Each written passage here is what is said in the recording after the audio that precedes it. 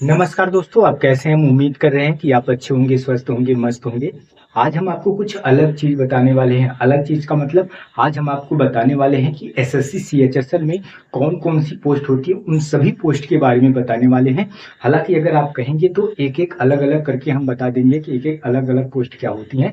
आज हम पूरे एसएससी सीएचएसएल में कितने पूरे पोस्ट होते हैं, उनके बारे में आज हम विशेष चर्चा करने वाले हैं। आपको हम पोस्ट के भी बारे में बताएँगे, इनका लेवल भी बताएँगे और इनका पे स्केल भी बताएँगे और साथ-साथ में इनका जो एज होता है, क्या क्वालिफ़िकेशन होती है, इनका क्या मतलब एग्ज़ाम पैटर्न क्या होता है, ये सब सिलेक्शन प्रोसेस क्या होता है, इन सभी के और साथ-साथ में प्रमोशन क्या होता है, इन सभी के बारे में हम आपको बताएँगे। और यदि आप कहेंगे, कमेंट करेंगे कि और इस तरीके से मतलब हम एक-एक अलग-अलग पोस्ट के बारे में बताएँ, तो आप कमेंट करिए, हम इस तरीके से और वीडियो बनाते रहेंगे। तो आइए आज हम बात करते हैं एसएससी सीएचएसएल में पोस्ट कौन-कौन से होते हैं। इस समय हालाँकि पूरे के पूरे 5 पोस्ट हैं, इसके पहले 7 पोस्ट थे अर्थात 2 पोस्ट और थे। 2 पोस्ट का मतलब एक था आपका पोस्टल असिस्टेंट, एक था आपका पोस्टल असिस्टेंट जिसे आप पीए कहते थे और एक था आपका सॉर्टिंग असिस्टेंट। एक क्या था? आपका सॉर्टिंग असिस्टेंट जिसे हम ऐसे कहते थे। ये अब निकाल के किस में कर दिया गया है? ये एसएससी सीजीएल में कर दिया गया है। ये अब किस में कर दिया गया है? एसएससी सीजीएल में कर दिया गया है। ये दोनों को निकाल दिया गया है। तो अब पूरे के पूरे कितने हैं? 5 हैं। 5 कौन-कौन से? आइए जान लेते हैं। पहला आपका है डाटा एंट्री ऑपरेटर। पहला क्या है? डाटा एंट्री ऑपरेटर जिसे आप क्या बोलते हैं? डीईओ बोलते हैं, डाटा एंट्री ऑपरेटर। ये आपका लेवल 4 का है। अगर हम पे स्केल की बात करें तो पे स्केल जो इसका है 25,500 से लेके 81,000 रुपए तक है। अब आइए दूसरा हम बात कर लेते हैं। डाटा एंट्री ऑपरेटर ये भी है, ये इसको भी डीयू बोलते हैं, डाटा एंट्री ऑपरेटर। ये आपका ग्रेड ए है। क्या ग्रेड है? ये आपका ग्रेड ए है। लेवल वही 4 है। इसका भी जो पे स्केल है वो है 25,500 से 81,000 है। अब यहाँ पे तीसरा जो है वो भी है आपका डाटा एंट्री ऑपरेटर डीईओ। ये आपका लेवल 5 है। ये जो आपका डाटा एंट्री ऑपरेटर है ये लेवल 5 है। इसका पे स्केल जो है 29,200 से, इसके पहले अगर आप लेवल 4 में देखेंगे 25,500 शुरू हुआ था।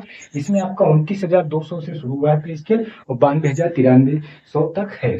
अब इसके बाद जो आपका चौथा है वो है लोअर डिवीजन क्लर्क जिसे आप एलडीसी बोलते हो। लोअर डिवीजन क्लर्क एलडीसी ये लेवल 2 का है। लेवल 2 का है। इसका पे स्केल शुरू हुआ है 19,900 से 63,200 तक है। और जो आपका पांचवा है वो है जूनियर सेक्रेटरियल असिस्टेंट अर्थात जेएसए जिसे बोलते हैं, जेएसए अर्थात आप एसएससी सीएचएसएल के थ्रू आप बन सकते हैं जेएसए और आप एसएससी सीजीएल के थ्रू आप बनते हैं जेएसओ। तो यहाँ पे आप जेएसए अर्थात जूनियर सेक्रेटरियल असिस्टेंट जेएसए, ये आपका लेवल 2 है। इसका भी पे स्केल है 19,900 से 63,200। और जैसा कि अभी हमने आपको बताया क्या पोस्टल असिस्टेंट जिसे पीए बोलते हैं, सॉर्टिंग असिस्टेंट जिसे ऐसे बोलते हैं, ये एसएससी सीएचएसएल से निकाल के ये किसमें कर दिया गया है? एसएससी सीजीएल में कर दिया गया है। तो हमने आपको 5 बताया कौन कौन।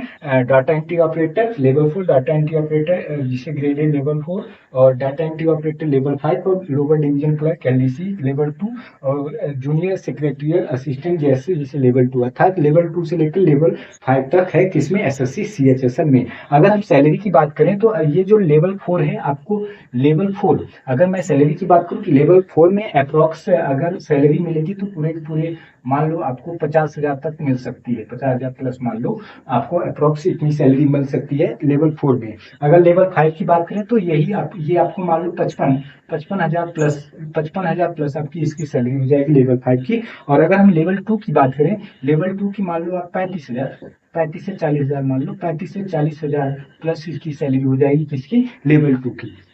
लेवल 2 की सैलरी कितना? 35 से 40,000। लेवल 4 की सैलरी कितना? अप्रोक्स 50,000 प्लस रहेगी। और लेवल 5 कितना? अप्रोक्स 55,000 प्लस की इसकी सैलरी रहेगी। अब आइए अब हम इसके एजुकेशन क्वालिफिकेशन को देख लेते हैं और साथ साथ में एज को भी देख लेते हैं। तो अगर हम एजुकेशन क्वालिफिकेशन की बात करें तो अगर आप एलडीसी और जेएसए में अप्लाई करते हैं, अगर आप एलडीसी अर्थात लोअर डिवीजन क्लर्क और जूनियर सेक्रेटरियल असिस्टेंट में अगर आप अप्लाई करते हैं तो उसके लिए आपको 12th स्टैंडर्ड चाहिए अर्थात 12th स्टैंडर्ड किसी से भी कोई भी सब्जेक्ट होगा वो चल जाएगा 12th स्टैंडर्ड। लेकिन अगर आप डीईओ डाटा एंट्री ऑपरेटर या डीईओ ग्रेड ए अगर आप अप्लाई कर रहे हैं, और वो आपकी अगर मिनिस्ट्री ऑफ कंज्यूमर अफेयर्स हो या फूड हो या पब्लिक डिस्ट्रीब्यूशन या मिनिस्ट्री ऑफ कल्चर, ये सब के लिए हो, तो इसके लिए आपको आपको 12th में क्या अनिवार्य है, आपको 12th में आपके सब्जेक्ट में क्या होना चाहिए, पीसीएम। पीसीएम का मतलब फिजिक्स केमिस्ट्री मैथ से आप होना चाहिए, अर्थात आपका मैथ से होना चाहिए क्या, अगर आप डीईओ ग्रेड ए भरना चाहते हैं तो। बाकी एलडीसी जेएससी के लिए आप 12th स्टैंडर्ड कोई भी अर्थात चल जाएगा। अब आइए हम एज की बात कर लेते हैं। तो एज की अगर बात करते हैं तो जनरल और EWS, general economics weaker section, general और ईडब्ल्यूएस के लिए 18 से लेकर 27 ईयर्स है, और ओबीसी अदर बैकवर्ड अर्थात ओबीसी के लिए 18 से लेकर 30 ईयर्स तक है, और एससी एसटी शेड्यूल कास्ट के लिए 18 से लेकर 32 ईयर्स है, हालांकि कुछ रिलैक्सेशन दिया जाएगा, और पीडब्ल्यूडी वही 18 से लेकर अप्रोक्स 40 ईयर्स तक दिया रहता है। अब आइए हम ये जान लेते हैं कि इसका सिलेक्शन प्रोसेस क्या है। तो अगर हम बात करें सिलेक्शन प्रोसेस की, इसका अगर हम सिलेक्शन प्रोसेस की बात करें तो सबसे पहले आपको प्री देना होगा, प्री से गुजरना होगा, प्री के बाद आपको मेंस देना होगा, मेंस से गुजरना होगा, और मेंस के साथ साथ आपका टाइपिंग भी होगा। अभी हम बताएंगे कि प्री कितने सब्जेक्ट होते हैं, कौन कौन सा कितना मार्क्स के होता है, इसके बाद आपका मेंस, मेंस कितने सब्जेक्ट कौन कौन मार्क्स होता है, टाइपिंग भी देना होगा, टाइपिंग कितने वर्ड्स की डिप्रेस करना होगा, और इसके बाद आपका क्या हो जाएगा, डिग्री हो जाएगा। ये सब आपका क्या है, सिलेक्शन प्रोसेस, इन सभी प्रोसेस से आपको गुजरना होगा।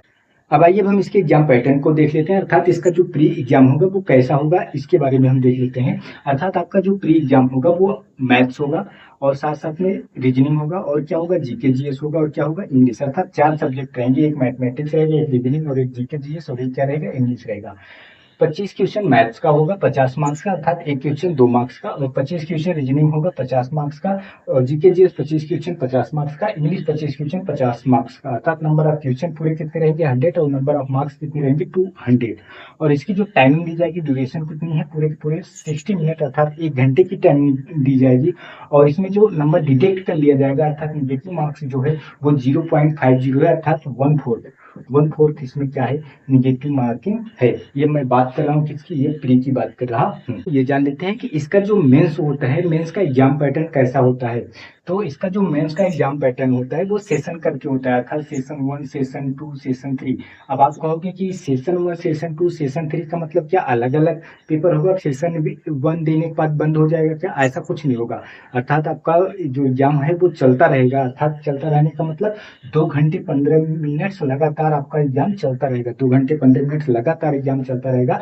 पहले सेशन आएगा, पहले सेशन में क्या आएगा, पहले सेशन में क्वांटिटी एटीट्यूड अर्थात मैथ आएगा, और आपका रीजनिंग आएगा। पहले सेशन में क्या आएगा, मैथ और रीजनिंग। जैसा कि मैंने बताया कि आपका एग्जाम चलता रहेगा लगातार, क्या 2 घंटे 15 मिनट आपका लगातार एग्जाम चलता रहेगा। तो पहले सेशन में क्या आएगा, क्वांटिटेटिव एप्टीट्यूड अर्थात मैथ और रीजनिंग आएगा। मैथ क्वेश्चन कितना रहेगा, 30, और नंबर ऑफ मार्क्स 90। रीजनिंग का क्वेश्चन कितना रहेगा, 30, नंबर ऑफ मार्क्स 90। अर्थात अगर देखा जाए तो एक क्वेश्चन 3 नंबर का, अर्थात जो मैथ होगा वो 30 क्वेश्चन 90 मार्क्स का, रीजनिंग 30 क्वेश्चन 90 मार्क्स का। आपको पूरे 1 घंटे टाइमिंग दी जाएगी। 1 घंटे बाद जस्ट आपका मतलब ये हट जाएगा, फिर आप सेशन 2 शुरू हो जाएगा तुरंत, एक भी सेकंड नहीं लगेगा, तुरंत। अर्थात ये मैं बार बार कह रहा हूँ कि ये लगातार चलता रहेगा। तो फिर जस्ट आपका क्या आएगा, सेशन 2 में आपका इंग्लिश आएगा, इंग्लिश कॉम्प्रिहेंशन रहेगा, 40 क्वेश्चन 120 मार्क्स का, अर्थात एक क्वेश्चन 3 मार्क्स का रहेगा। और इसके बाद जनरल अवेयरनेस 20 क्वेश्चन 60 मार्क्स का, अर्थात एक क्वेश्चन 3 मार्क्स का। ये भी आपका पूरे 1 घंटे, जैसे ही ये हटा तुरंत आपका आ जाएगा सेशन 3, अर्थात कंप्यूटर नॉलेज आ जाएगा। 15 क्वेश्चन 45 मार्क्स, अर्थात एक क्वेश्चन 3 मार्क्स का, 15 मिनट। और ये जो है ये आपका केवल और केवल क्या है, क्वालिफाइंग है। ये जो है आपका क्या है, क्वालिफाइंग है। कौन, ये आपका कंप्यूटर नॉलेज क्या है, ये केवल और केवल क्वालिफाइंग है, 15 क्वेश्चन 45 मार्क्स का। अब आपका जो मार्क्स जुड़ेगा, अर्थात आपका जो कट ऑफ बनेगा, जो मार्क्स होगा वो पूरे किस पे होगा, इस पे होगा। इस पे मतलब ये चारों पे, मैथ, रीजनिंग, इंग्लिश और जनरल अवेयरनेस पे। कंप्यूटर केवल क्या है, केवल क्वालिफाइंग है, इसका मार्क्स नहीं जुड़ेगा। अर्थात अगर देखा जाए तो कितना हो गया, 9 दूनी 18, 12 6 18, 18 कितना हो गया 36, अर्थात 360 पे आपका मेरिट बनेगी, अर्थात 360 पे आपकी कट ऑफ बनेगी, इसी से आपका सिलेक्शन होगा। हालांकि आपका कंप्यूटर जो नॉलेज है ये क्वालिफाइंग जरूरी है, इसको आप नहीं करेंगे क्वालिफाइंग तो आप अर्थात फेल माने जाएंगे।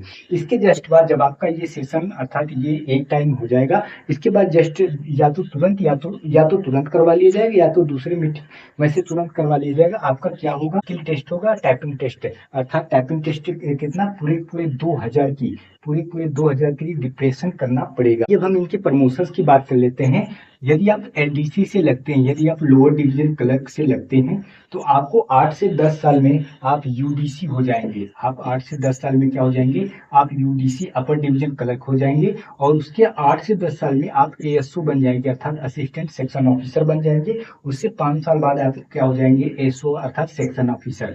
मैं आपको ये भी बताता चलूं कि ये जो एलडीसी है ना, ये इसका जो ग्रेड पे है वो 1900 है। हालांकि डिपार्टमेंटल एग्जाम भी हो सकता है, डिपार्टमेंटल एग्जाम भी होगा। तो एलडीसी से आप क्या बन जाएंगे, डिपार्टमेंटल 8 से 10 साल में आप यूडीसी बन जाएंगे, अपर डिवीजन क्लर्क। और इसमें ग्रेड पे जो है वो अपर डिवीजन क्लर्क का, यूडीसी का कितना है, वो 2400। और आपको ये भी बताया था मैंने कि जो एसएससी सीजीएल का जो ग्रेड पे सबसे लोवेस्ट ग्रेड पे है, एसएससी सीजीएल सबसे लोवेस्ट ग्रेड पे वो कितना है, 2400। अर्थात एक प्रमोशन बाद आप एसएससी सीजीएल के सबसे लोवेस्ट ग्रेड पे पहुंच जाएंगे। इसके बाद जब आपका 8 से 10 साल बाद प्रमोशन होगा, तो आप हो जाएंगे एएसओ। एएसओ मतलब असिस्टेंट सेक्शन ऑफिसर। यहाँ से आप लगते हैं क्या, यहाँ से आप एसएससी सीजीएल में लगते हैं। एसएससी सीजीएल में एएसओ पोस्ट होती है, एएसओ असिस्टेंट सेक्शन ऑफिसर। ये इसका जो ग्रेड पे है वो कितना है, 4600 ग्रेड पे है। अगर आप एसएससी सीजीएल थ्रू आते हैं तो एएसओ बनते हैं। अर्थात 2 बार प्रमोशन होगा, एलडीसी से यूडीसी, यूडीसी से तब जाके आप एएसओ बनेंगे, अर्थात सीजीएल के लेवल पे पहुंचेंगे, एसएससी सीजीएल के लेवल पे। फिर इसके बाद जब प्रमोशन होता है वो आप पहुंचेंगे एसओ। आप कहाँ पहुंचेंगे, एसओ पहुंचेंगे, अर्थात इसका ग्रेड पे कितना होता है, 4800। और जब आप एसएससी सीजीएल के थ्रू लगेंगे, आप एसएससी सीजीएल के थ्रू लगेंगे, तो कम से कम तीन साल में आप एसओ बन जाएंगे, जो भी 3 से 5 साल में आप एसओ बन जाएंगे। और वैसे ही आप आगे बढ़ते जाएंगे, आप कमिश्नर लेवल, जो ज्वाइंट कमिश्नर, सेक्रेटरीट तक पहुंच जाएंगे। अर्थात आप अगर यहाँ से लगते हैं तो बहुत आगे पहुंच जाएंगे। अगर आप सीएचएसएल से लगते हैं तो आप कहाँ पहुंचेंगे, एसओ तक पहुंचेंगे, जहाँ पे एसएससी सीजीएल लगने के बाद ये पहला प्रमोशन है। तो आप यहाँ से आप यहाँ तक पहुंच सकते हैं। तो आप मुझे बताइए कमेंट करके कि ये वीडियो आपको कैसा लगा। अच्छा लगा हो तो आप अपने दोस्तों तक साझा करें, लाइक करें और सब्सक्राइब करें। सब्सक्राइब इसलिए कि ताकि हम हमारे सारे लेटेस्ट वीडियो आप तक पहुंचते रहें। और अगर आपको इस तरह की और वीडियो चाहिए तो आप कमेंट करके बताइए, हम इस तरह से और वीडियो आप तक पहुंचाते रहेंगे। फिर मिलते हैं नेक्स्ट वीडियो में, तब तक के लिए धन्यवाद।